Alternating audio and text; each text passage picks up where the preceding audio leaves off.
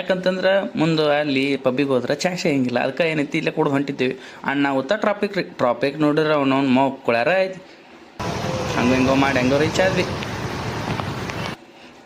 Reach ಆಗಿ ಇಲ್ಲಿ ನೋಡ್ರಿ ಬಣ್ಣದ ಲೋಕ ಹೆಂಗೆ ತಿಂಡಿ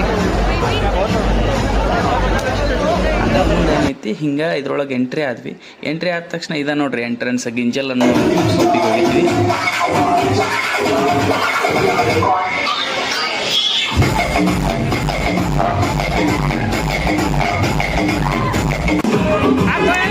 ಇದನ್ನ ನೋಡ್ರಿ ಊಟ ಹಾಕಿಸ್ಕೊಳ್ದು. ಊಟ ಹೆಂಗೆ ಅಂತಂದ್ರೆ ಅನ್ಲಿಮಿಟೆಡ್ ಇರ್ತೈತೆ ರೀ. ಚಿಕನ್ ಎಲ್ಲ ಥರನೂ ಇರ್ತೈತೆ ರೀ.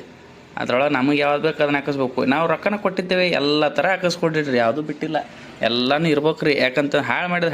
3,000 ರೂಪಾಯಿ ಇಸ್ಕೊಂಡಿದ್ರಿ ರೀ. 3,000 ರೂಪಾಯಿ ವಾಪಸ್ ನಾವು ಇಸ್ಕೋಬೇಕಂತ ಹಿಂಗೆ ಇಸ್ಕೋಬೇಕು.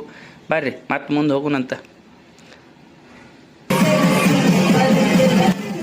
ಬರ್ರಿ ಬಾಲ್ ಮುಟ್ಟಿದ್ದಾರೆ, ಡ್ಯಾನ್ಸ್ ತೋರಿಸ್ತೀನಿ ನೋಡ್ರಿ. ಅವನು ತುಂಬ ನೋಡ್ಕೊಂಬಿಡ್ರಿ.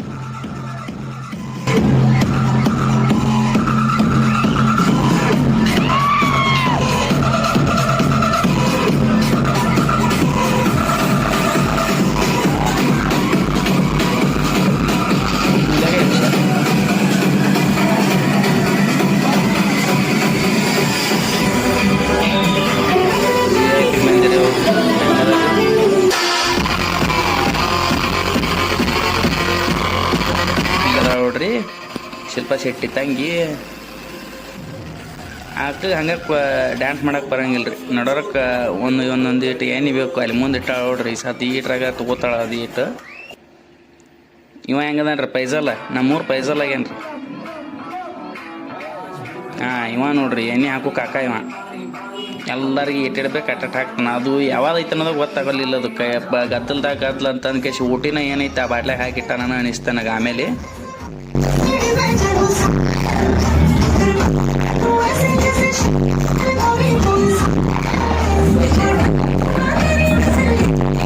ಬರ್ರಿ ಇಲ್ಲಿ VIP ಸೆಕ್ಷನ್. ಹೆಂಗದಾರ ನೋಡ್ರಿ ಇಲ್ಲಿ. ಎಣ್ಣೆ ಗಿನ್ನಿ ಬೆಣ್ಣಿ ಎಲ್ಲ ಥರ ಸಿಗ್ತತ್ರಿ ಇಲ್ಲಿ ಒಳಗೆ. ನಾ ಪಿಕ್ಚರ್ನಾಗ ಅಷ್ಟ ನೋಡಿದ್ದೆ ಈ ಪರಿ ಇರ್ತೈತೆ ಅಂತ. ಇದು ಫಸ್ಟ್ ಟೈಮ್ ವಿಸಿಟಿಗೆ ಹೋಗಿದ್ದೆಲ್ರಿ. ಎಲ್ಲ ಭಾಳ ವಜ್ಜಿತ್ರಿ ಒಳಗೆ. ಇವು ಏನು ಬಾಲ್ ಮುತ್ತೈದರು ಎಣ್ಣೆ ಹೊಡೆದು ವಜ್ಜೆ ಆಗಿಬಿಟ್ಟಿದ್ರಿ. ಬಾಲ್ ಮುತ್ತೈದರು ಕತಿನ ಕೇಳಬಾರ್ದು.